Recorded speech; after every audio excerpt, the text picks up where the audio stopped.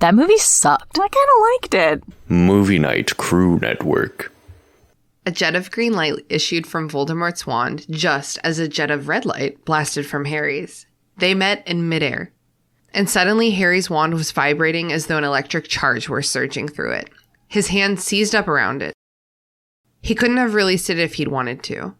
And an arrow beam of light connected the two wands, neither red nor green, but bright, deep gold. Harry, following the beam with his astonished gaze, saw that Voldemort's long white fingers, too, were gripping a wand that was shaking and vibrating. And then, nothing could have prepared Harry for this. He felt his feet lift from the ground. He and Voldemort were both being raised into the air, their wands still connected by that thread of shimmering gold light.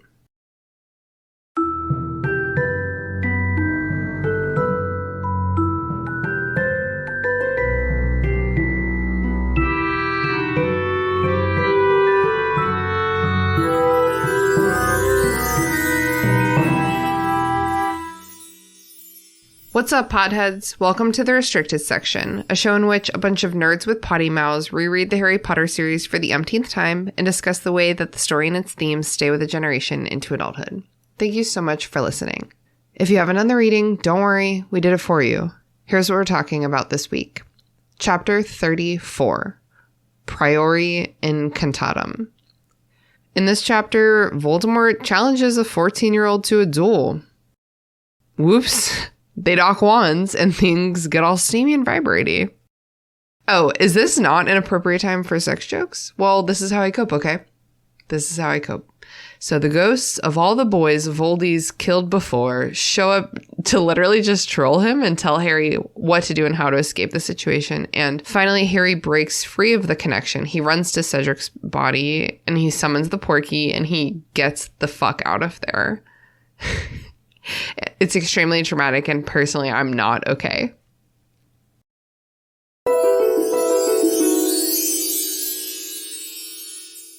Okay, I'm gonna I'm actually gonna move my microphone down, and we're just gonna see how this goes. You guys can talk, it doesn't matter. I'm gonna smoke the same thing as you, Christina, to start.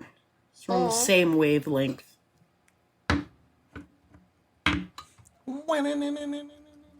That's the wavelength. No, I like to think I'm more of like a binaural beats kind of girl where it's like whoa, whoa, whoa, whoa. Ooh, okay. I like to think that I've got a big like chonk factor in mind. So it's like whoa, whoa, whoa, wobble. Yeah, whoa. I sleep to these weird like Tibetan bowls and like and it drives Freddie nuts. Okay, I tried to do a good take of me I don't know if the grinder thing's gonna work. I don't know if those sounds are loud enough, but I'm gonna rip the bong and then I'm gonna start our episode, okay? I bet mine would be loud enough. Why don't we all rip the bong? I brought my inhaler out, so I will hit it before I start blasting my lungs. Good to go. Okay, and go.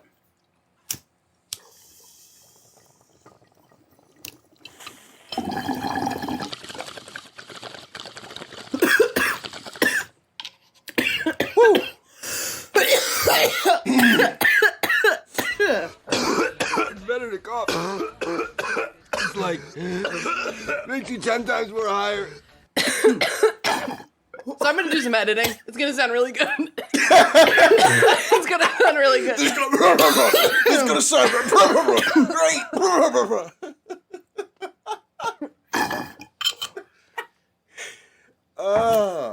PBR, give me strength.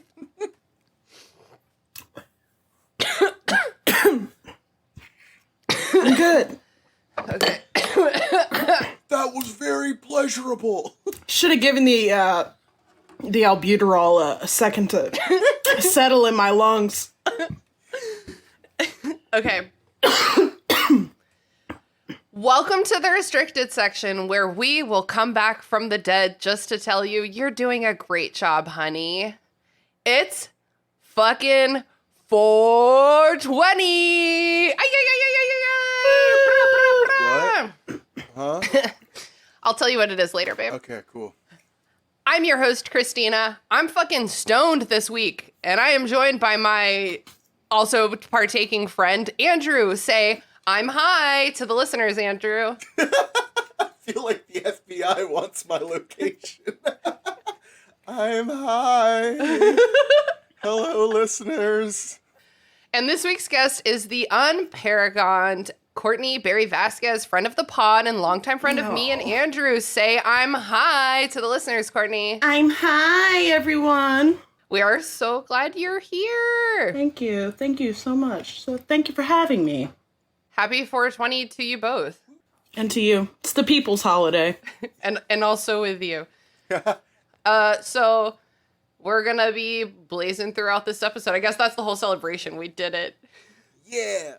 I hope everyone is enjoying this episode however they like. But if you like to listen to podcasts while smoking a fat blunt, that is what I hope for even more than any of the other options. Do the listeners know where you live? They know the city I live in, which is illegal. Legal. So the state also. Yeah, state also. There's several Richmonds. Oh my God, there's actually so many, and I got into trouble with that at work. When I worked at Brandy Lane, I definitely hit up a couple libraries in Richmond. British Columbia. I think California? it was California, but I think there's also one in Illinois. So I moved to California temporarily at one point, and I was dressed in a very nice, brightly colored, as I am wont to wear, shirt. I was talking to some friends, and I dropped the line, "Yeah, I'm from Richmond," and they all just looked at me really confused.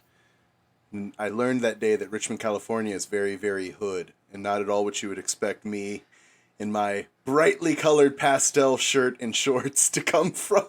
When you're on the other side of the country, you have to just give people a state. I That's know, all they right? care I about. know. Courtney, how the hell have you been since you were on this show some amount of months ago? I've been good, man. It's a lot of changes. Bought a house. Yes. 3 days snaps ago. for that. I'm back in school. Hell yeah.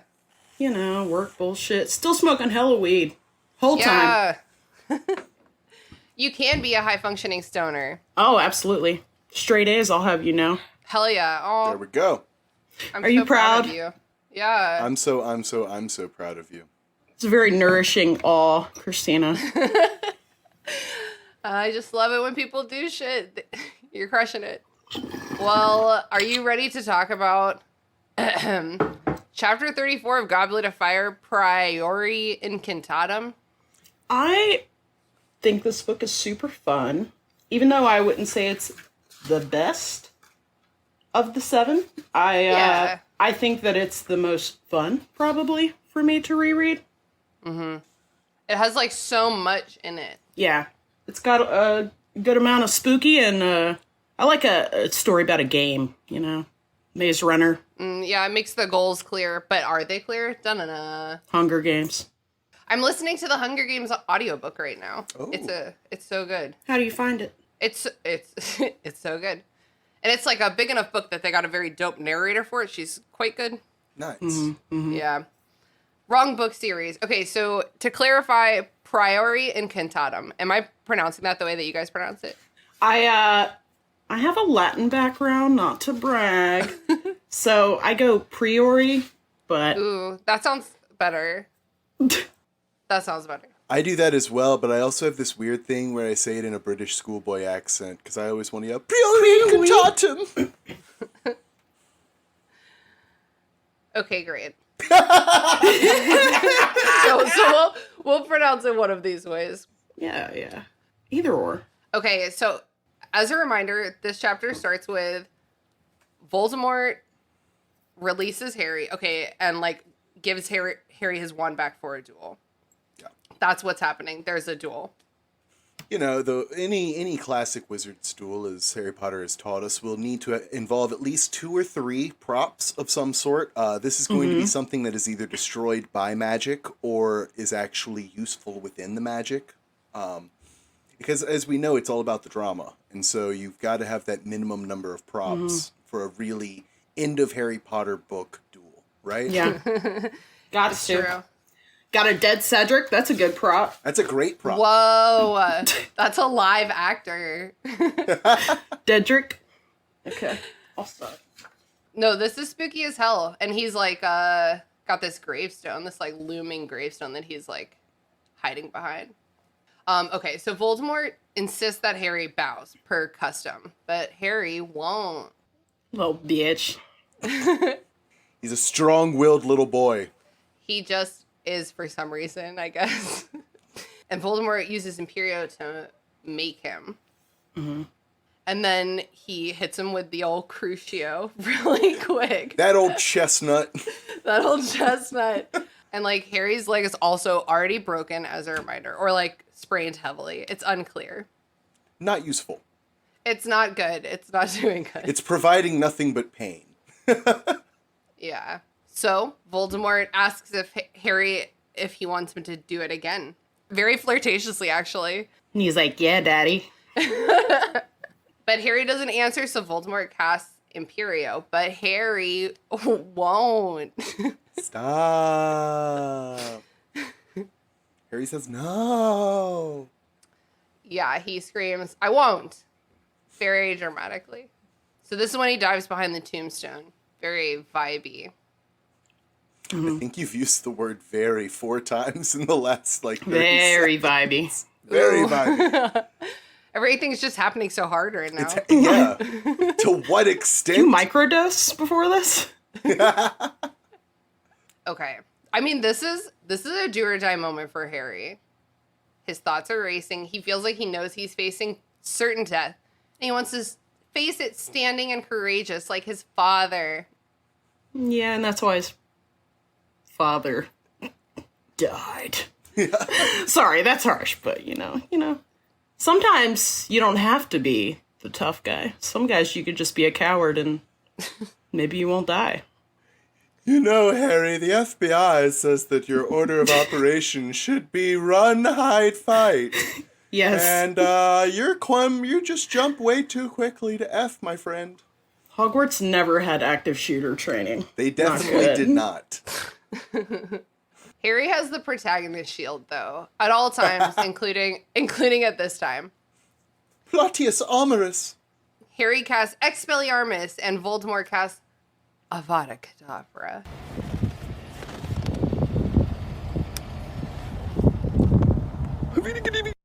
And Jim Dale says this he says it so dramatically. He says, like, Avada Kedavra. Like, it's the most dramatic shit. I feel like he is a Shakespearean trained actor, and I'm making this assumption because he is British, so. Yeah. And he's got, like, the articulation for it. Okay, so the beams from their wands connect. Da-na-na. Their tips touch. They're talking. It's like they connect. It vibrates very intensely, and Harry and Voldemort are both lifted into the air. Like you do. With magic. With magic. I never understood them being lifted into the air, because they're put in, like, a empty spot. Was that, like, who did that? Was that the magic, or was that, like, Voldemort moving them, or? Just the magic. Is it ever explained? Oh, it just levitates you to, like, a perfect spot for a dramatic showdown?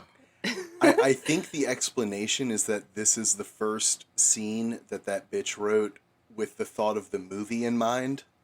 Like, she was like, okay, this is going to be the end of this 4th book. You know, I've done 3 of them, and the first movie just came out, smashing success. Time to do this 4th one. Okay, big crazy, get lifted up above everyone else in a bubble, and there'll be ghosts. And, like, it seems like, because, like, nothing that we've read so far has given us any reason to believe that this could happen, or anything even close to this could happen, right? So it just seems so weird that not only would it stop a killing curse that's supposed to be, like, an unstoppable curse, it stops that, it also connects them and starts, I don't know, it just seems like everything is like, she was just like, how can I make this bigger and bigger and bigger? Yeah, it's cinematic, for sure. That's a good inside the actor's studio, Andrew. I was not aware of that backstory, so. Oh, that's just assumption. Oh, okay. Okay. Well, it sounds right. I base this on thought alone. Okay, well, It does that's make even sense. better. I agree. the beams of light from their wands. They like splinter and create this web, like a cocoon. That's so cool. It probably looks cool. Beautiful birdcage. It probably would look cool. Like, it reminds me of like a room at like a music festival or something, like a little tent with like a lot of lights. It'd probably be cool. Can you imagine if there's like one kid in the Muggle village who like took acid for the first time and like is staring out his bedroom window into that creepy graveyard across the street, and all of a sudden like these two beams of light connect and a magical cocoon starts forming around him. He's just like, oh God, is this the drugs or is this me? Even some good weed. Yeah. I think it would blow my mind. Is this normal? My mind's easily blown. Yeah, pretty easily. If I see like a pretty color green, I'll be like, oh, wow. Yeah. That's amazing. Yeah. Did you know they had greens like this before? It's the greenest green. But I really fucking love green, so, you know, it attracts me. It's appropriate to love green on 420. It is. Also, you're wearing your Slytherin sweatshirt. I am indeed. I used to wear it all the time, and then my husband fucked with me about it and, you know, made me self-conscious about wearing it all the time. And my closet's kind of a wreck, so. I get it. It's more hard to reach than anything. I just want the sympathy. You know, I'm not seeing very much blazing from either one of How dare you. you? How So dare you? And yes, I'm Guess a I'll child carry that can be the that team. easily goaded. carry the team on that one.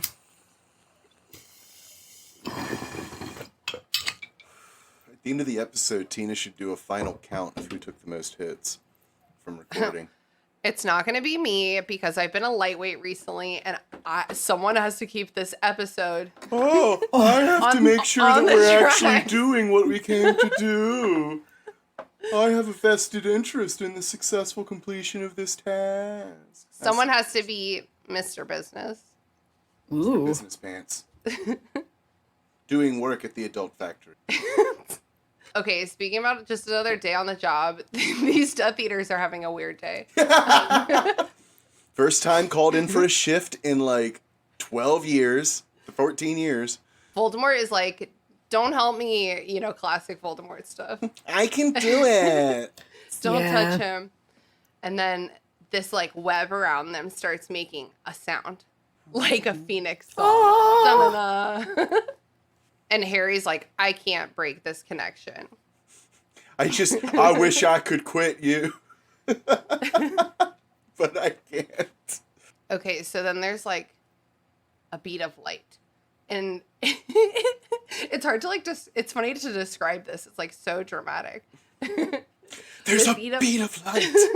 Like it's vibrating and Harry's just like, what the fuck, basically.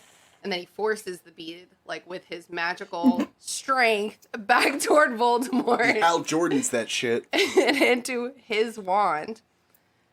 And then, whoa, I punched my desk because I'm excited. And then Voldemort's wand is like, what the fuck?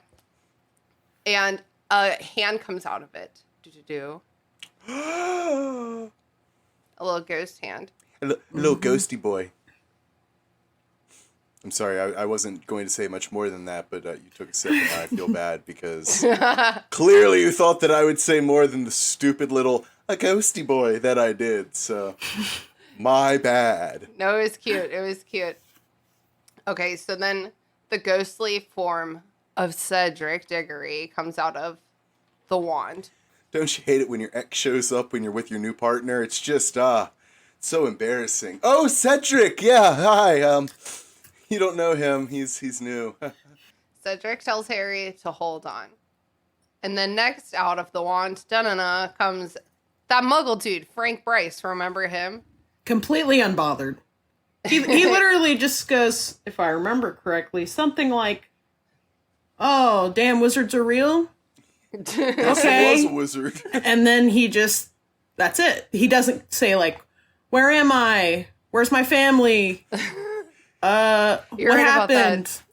For all that we know, this guy spent the last 9 months learning that there is In purgatory, more, yeah. Yeah, there's more than just the one life that we've been given. And he's sitting there, and the first thing out of his mouth is, Huh, son of a bitch, he was that. Damn, it's crazy.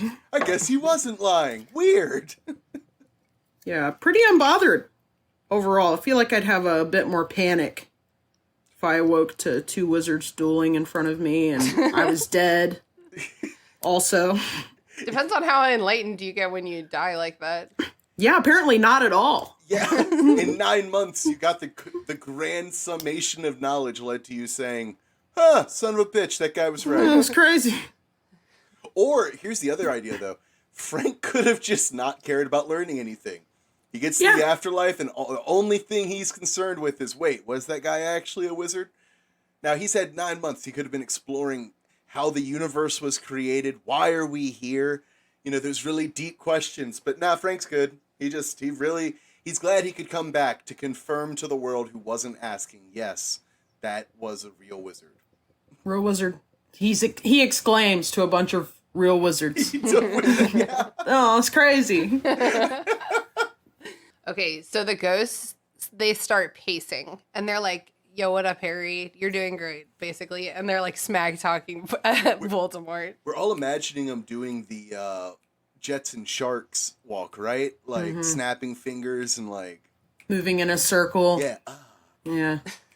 Next, out of the wand comes Bertha Jorkins, my bitch. Hashtag justice for Bertha Jorkins. She says, don't let go. Don't let him get you. And Harry says, who are you? I have no clue. No, we know. We know. Okay. And then next comes the man, James Potter himself. Who else? I don't think... Isn't his mom next? Oh, is it his mom? Oh, yeah, I think you're right, actually. I said I think there, but yes, it is his mother who's next. Oh, thanks for correcting That's me. very humble of you. Yeah, she does come first with her, like, pretty hair. She's so pretty and dead all the time. Wait, do you have the line? Because, you know, J.K. Rowling loves women. And so, of course, when Harry's mother shows up, it's to deliver the important message, your father's coming.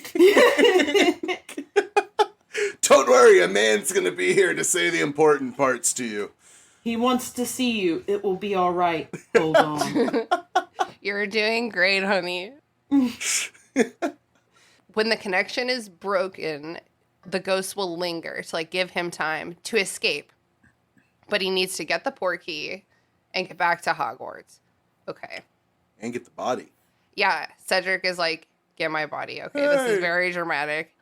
Yeah, seriously. Selfish much. Your body's not going to help really with anything. And I have to risk my life to get to your stupid body and take you with me. Sorry, but Cedric would have stayed behind if I were in Harry's position. Mm-hmm. I'm sorry. The body is a vessel. Yeah. You're dead. You're dead, Cedric. Well, and the ironic thing is guess. this experience proves that. Right? Yeah. Like you are talking to the spirit, so the body doesn't matter. I guess it's like for his parents, you know, or whatever, but... I talked to your son. He said he wanted me to bring his body back. Your Where's son his body? died. I couldn't get it, but I wanted you to know the last thing he said was take my body back to my parents. And then I would say it was a life or death scenario. And if I didn't want to end up like your dead son, I had to make a hard decision. I thought And there's I had no to need skedaddle. for 2 deaths today. Yeah, exactly. This is so dramatic. Okay. Harry is like, now. And he breaks the connection, and all of the little ghosties swarm Voldemort. Boo. And Harry runs for his life. It's so stressful, man. I did athletics growing up. I'm no use to the fear that bubbles up with competition and stuff, but I don't think I could ever, in a real life or death scenario, just collect everything and run. I would still, like, drop to the ground and be like, okay, what am I doing? Where am I going? I would be the worst person in this scenario. Okay, hold on, everyone pause. I want just a second to orient myself. I need to think. Hold on. Time I out. just felt my ankle hurts a little bit. Voldemort, shut up. Hold on. But have you ever been put in a life or death scenario? Because you might just act on instinct and... Not for my life, but I've been in a scenario involving a life. Okay. Did you go? No, I remained pretty think. calm. I called 911 and helped perform CPR as appropriate. See, there you go. So Crushed it. you're selling yourself short. Yeah, I guess you're right. I would be awesome. Thanks, Cortney. You'd be awesome in this hypothetical scenario. Harry's running, and but he's like hobbling because of his broken / injured ankle. He's enthusiastically hobbling down the road. He's really trying to get there, and the Death Eaters are trying to stop him, but he like also dodges their spells pretty good. Terrible shots. Yeah, Straight up stormtrooper shooting. Stormtrooper type shots for sure. You've got an injured guy who can barely walk, and you're like not able to hit him. Okay. And like 30 is all you've got in your supremacist death cult? Because the Proud Boys have at least twice that number. There are dozens of them. He just got reborn today. Give him a chance. And they have to do some hard stuff. They have to name cereal. So I mean, that's a much harder group to join than the Death Eaters. Death Eaters just have to like be willing to kill people, right? Yeah, I'm like 30's sad. It's a bad poetry reading turnout. 30'd be sad for a quinceañera, you know? It's definitely not good for a death cult. I would want more than 30 followers, is all I'm saying. I wouldn't think I was a very good recruiter if I could only get 30 people in my death cult. Oh, man. All right. And here we are. Harry grabs Cedric's wrist and he summons the port key with the spell. How do you pronounce that spell? Accio. Okay. Are you asking me? With the Accio spell. Accio. I would say a soft C, but I'm probably wrong in that. Everyone does it different. But he does the Accio spell. And then he like whisks them the fuck out of this situation. Yeah, it's kind of a majestic exit, to be honest. Like, if you think about it, he's just like running, grabs the body, reaches out in the cup. If I was a Death Eater there, I'd be like, okay, I know I'm about to get tortured and that's going to suck. And like, he shouldn't have gotten away. But like, at least he got away with style, right? Like, this looked good. It's not like he slid in. Yeah, it's not like fumbling and bumbling and like trips and falls on the cup that takes him away. Like, at least he looked competent, right? Like, his ending shot would have been cool with reaching out the hand and everything. Mm-hmm. You're right about baseball. I'm going to get tortured and it's going to suck, but I can hold on to that at least, right? The 14-year-old looked really cool when he got away from me and my entire group of friends that are all adults trying to keep him from going. Can I just... one thing? Yes. Okay. Wormtail. That silver hand... I would cut my hand off if I could get a silver hand like that. It's really strong. It's pretty. I'm sure it's pretty clean. Pretty sterile. Easy to keep clean. If I had the assurance that I would have like a perfectly working normal hand, but it would be made of silver, I'd probably be okay with getting my hand cut off. Well, and I mean, not to mention, times get tough. You cut off a pinky. Yeah. Sell that shit. Make some money. Wow. I think you're right. Silver hand, it's far superior. And like, I do have to admit, I love the idea of Voldemort just sitting back and be like, oh, and maybe I can put an antibacterial component on it too. That'll be nice. Like, just like upgrading this silver hand in his thoughts. Like, how am I going to make this work? Because I might want a silver hand someday. And I have a guinea pig right here. Yeah. It's antimicrobial. Yeah. Doesn't have a chance to get infected. Boom. Brand new hand. Well, here we are at the end of the chapter. That one went really fast. It's so dramatic. So many things happened. I want to know, Cortney, what do you think was the most dramatic moment in this chapter? Well, I'm quite a fan of the villain foreplay. Bow, Harry! You know, but I would be made of stone if I said this chapter didn't make me cry. Because it does.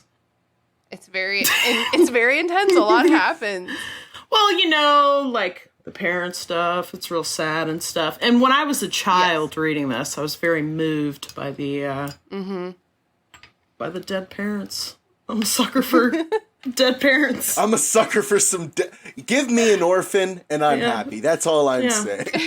It's part of his branding. Yeah. So in answer to your question, an answer that doesn't really make sense. All of it. I like all of it. No. It's the wizard bow. Sabao Harry. The fucking with him. Yeah, very thematic. Yeah. I think I could survive Crucio. I'm just saying it. Cruciatus. I've been tased a couple times, not to brag. But is that a brag? Guys, I think I could. Just saying, people have felt the need to put electricity into my body multiple times. It was a fun tasing. We had friends who had a taser, and we just wanted to see who could stand up the longest without falling down from being tased. Did y'all do the thing where you like hold hands and see how many people can hold on while you tase the person on the end? No, it's more like put the couch cushions on the ground, and then we're gonna tase one another, and you just kind of see how long you can stand up. It's a fun game. Fun, innocent game. Andrew, what was your most dramatic moment in this whole chapter? Well, I've got something other than a dramatic moment, because my dramatic moment was a dramatic realization, I guess, which is that this chapter might have aged the worst of any chapter that I've read on this reread. Yeah. Because it started off as one that, like you said, Courtney, it was like one of my favorite chapters. It was so cool. But as I've read it and reread it and reread it and reread it, it's gotten to the point where it falls flat, right? Like, I think that's what I was trying to say earlier, is it's cinematic, but not in a way that reads well, not in a way that sounds clever, or is like, it's not like thought. I completely agree with that. Like the beads moving back and forth, like all of that's very visual and it's flashy. Yeah. It doesn't designed with a camera in mind, for sure. Mm-hmm. So I think, now that you say that, it makes like perfect sense. That's probably exactly what that pitch was doing. Da-na-na. But I think that was the most dramatic part to me, is like the shock as going back and rereading of just how not awesome it was. Not good. Yeah. Yeah. When Christina told me that this was the chapter, I texted her and was like, oh, that's a cool chapter. Yeah. So I went back and reread it, and I was like, actually, the one before and the one after are pretty damn good. Mm-hmm. But this one, while it has its merits, I think that it's bookended by much better. Yeah, I'm with you. Writing. I agree. Because parts of it are just flat out sloppy too. Like the fact that she had the hand come out, right? So why isn't there multiple representations of the Imperious Curse and Crucio? Because she's done that. Like that's been used from that wand too. Oh, right? yeah, So, that brings me to a question. Did we talk about this already? Like, how the fuck does this spell work? No, we didn't talk about it. How does the spell work? It doesn't. That's the thing. Okay, Like, I was talking about it in the Discord. It doesn't make sense with spells that don't have, like, a good physical representation. Well, maybe it's like a photograph. Like, when someone is killed, their wand creates a type of photograph of a person or whatever, and then, like, a weak facsimile of that is brought out.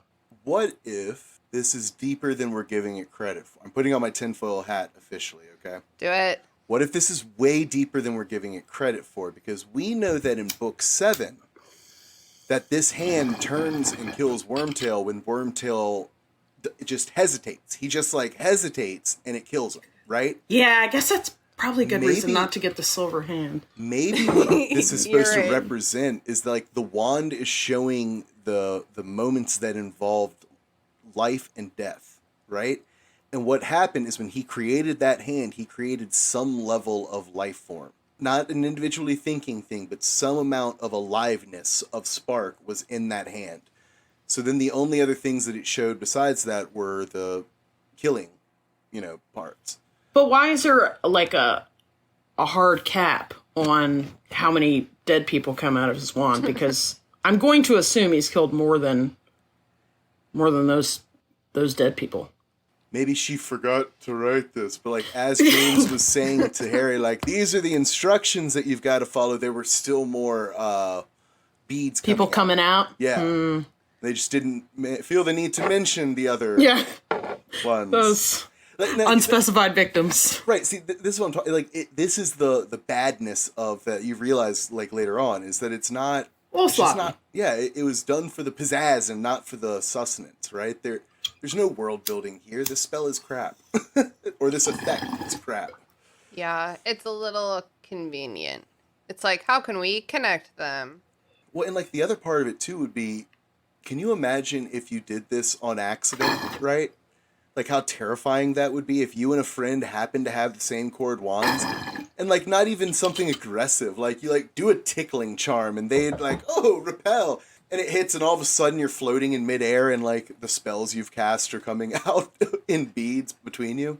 Or does someone have to have committed murder for it to work? No, but you can't murder a damn hand. Maybe you can. I mean, yeah. For me, personally, my most dramatic moment of this chapter is when Harry does it. Like, in a split second, he runs, and he fucking gets Cedric, and he gets the Porky, and he fucking dips. That's, like, it's so dramatic. It's so good. It's like, boom, I got this. Bye. Get out. He spends a lot of time not doing anything, so when he does stuff, it makes me happy. The hero should do stuff. A bold strategy there. Hero should do stuff in the story. In this book, he's been dragged along a lot. Yeah. All right, are we ready to move on to plugs? Plug. Is that the end of it? Does anyone have anything else to say about the chapter? I wish I did. On a weed-related note. Yeah, indeed. What do you think the best smoke spot at Hogwarts would be? Ooh, maybe the Owlery on like a crisp morning. It smells like shit, though. Oh, yeah, not with nowhere the to smell. sit down. It's a good. Okay, then maybe the Astronomy Tower. Astronomy Tower. Yeah, that's what I was gonna say. Yeah. Out by the Great Lake or the lake. The one Great Lake. The one Great Lake. Yeah. That squid would wig me out. Don't want it. If you're really ballsy, under the Whomping Willow. Who doesn't love to smoke weed and get beat up? Yeah, I'm not trying to get whomped. Gotta stay on your toes. Yeah. Okay, it's interesting that we all had the same conclusion on that one. But I mean, you got the poofs, you got the tea. In theory, though, you do have the room requirement, too. Yeah, so, true. You could create... The perfect room? Yeah, I need the perfect smoke spot. I wonder if the room of requirement could provide a room with a view. You know what I mean? Like some other place. So it feels like you're out on a balcony.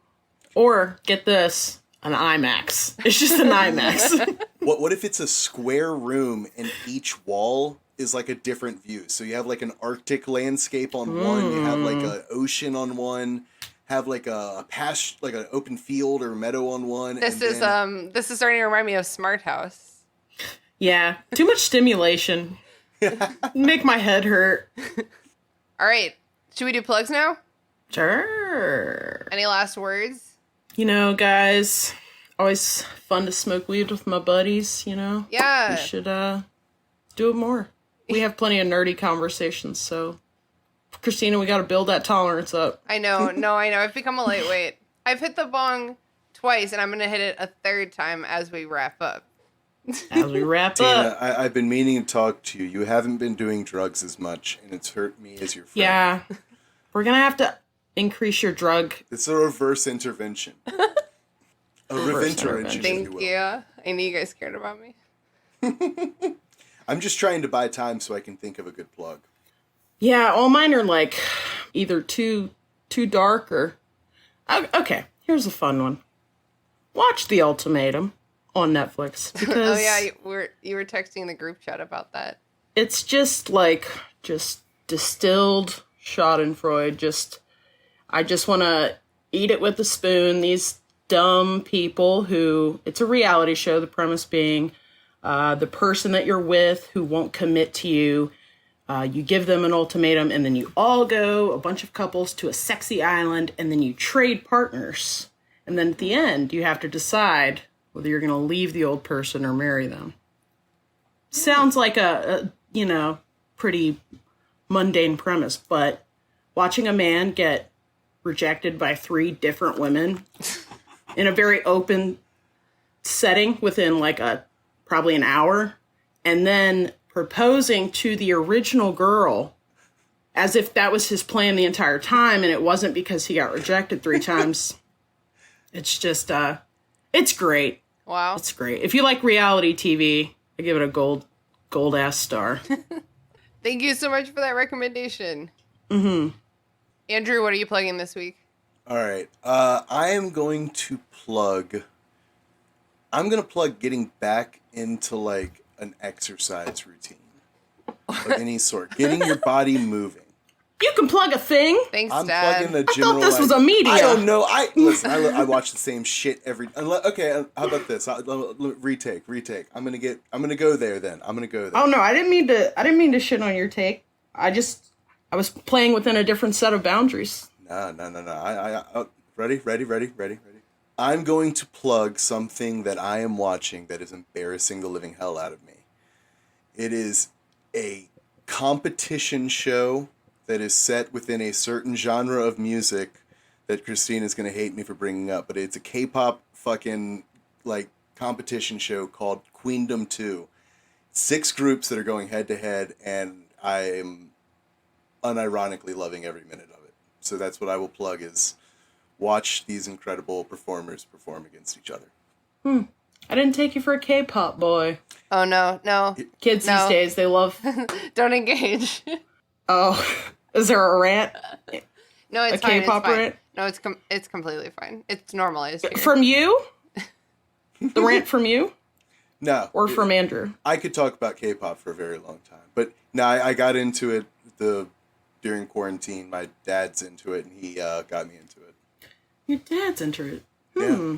Y'all That's are an the real, interesting that's ass the real family. fun one, yeah. Yeah. Now he's trying to get me into K-dramas, and I'm just... See, I've watched some K-dramas. Quite a fan.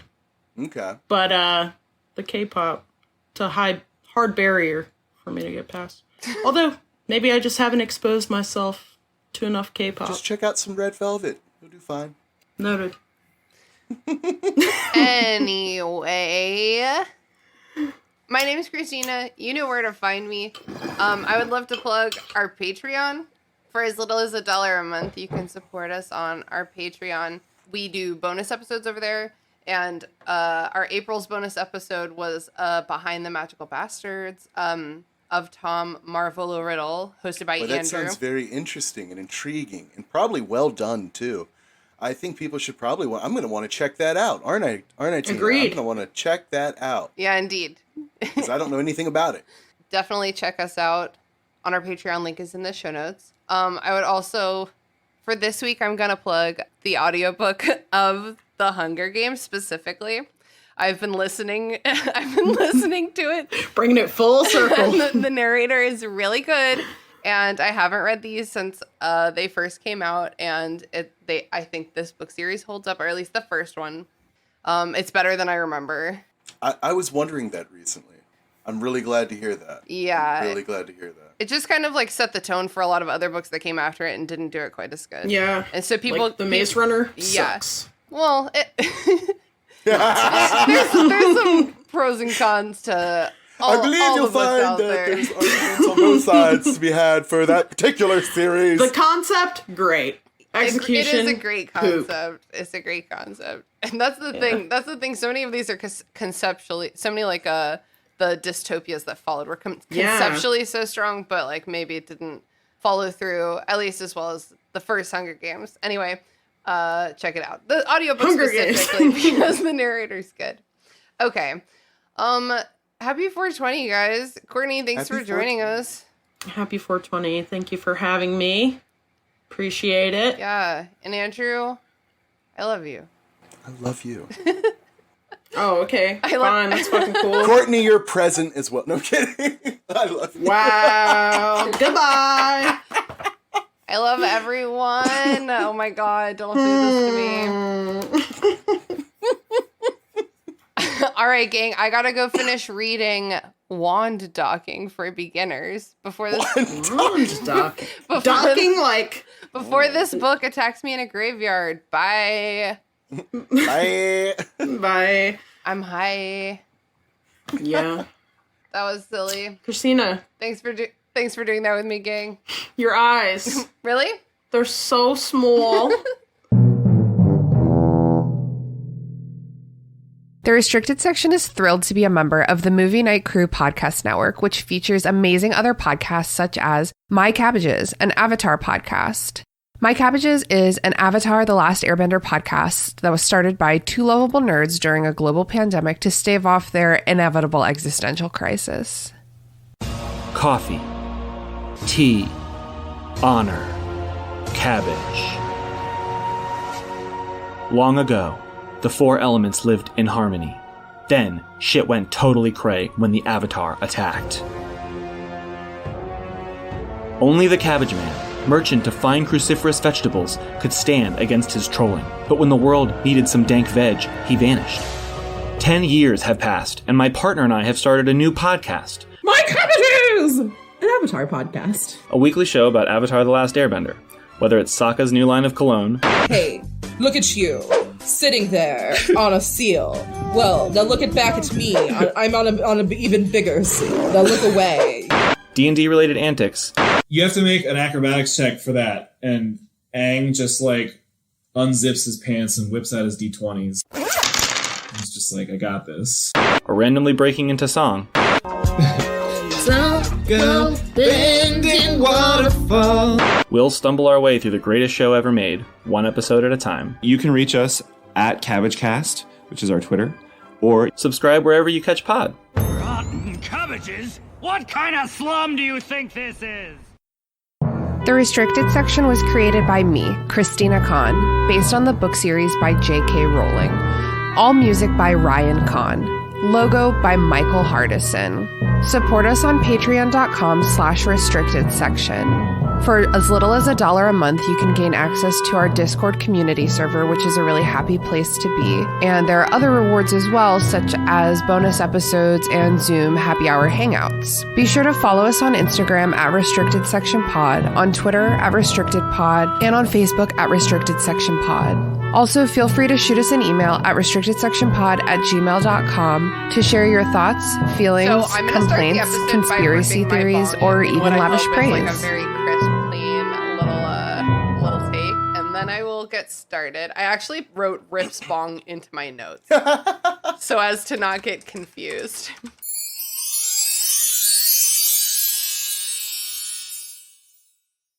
That movie sucked. I kind of liked it. Movie Night Crew Network.